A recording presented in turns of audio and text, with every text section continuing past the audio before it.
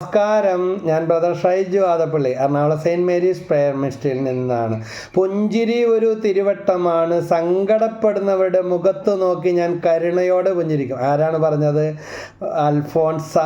വിശുദ്ധ അൽഫോൺസാമ്മയുടെ വാക്കുകൾ. അതെൻ്റെ ജീവിതത്തിലെ കഠിനമായ വേദനകളും സഹനങ്ങളും നേരിട്ടപ്പോഴും തൻ്റെ അടുത്ത് വരുന്നവരോട് ഇടപഴകുന്നവരോട് പുഞ്ചിരിയുടെ ദീപശിഖ ഉയർത്തിപ്പിടിച്ചു.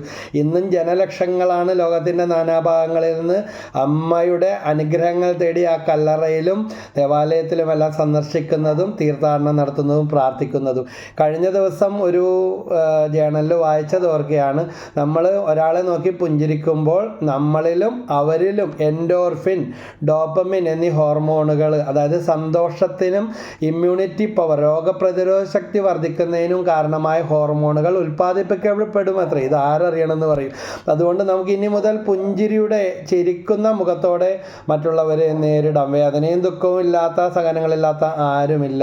സുഭാഷിതങ്ങളുടെ പുസ്തകം 17-ാം അധ്യായം 22-ാം വാക്യം, സന്തോഷം ആരോഗ്യദായകമാണ്, തളർന്ന മനസ്സ് ആരോഗ്യം കെടുത്തുന്നുവെന്ന്. അതുകൊണ്ട് തളർന്ന മനസ്സോടെ ജീവിക്കാതെ എല്ലാ പ്രതിസന്ധികളിലും നമുക്ക് പുഞ്ചിരിക്കുന്ന മുഖത്തോടെ ജീവിക്കുകയും മറ്റുള്ളവർക്ക് ഹൃദ്യമായ ആത്മാർത്ഥമായ പുഞ്ചിരി സമ്മാനിക്കുകയും ചെയ്യാം. ഒരു നല്ല ദിവസം ആശംസിക്കുന്നു.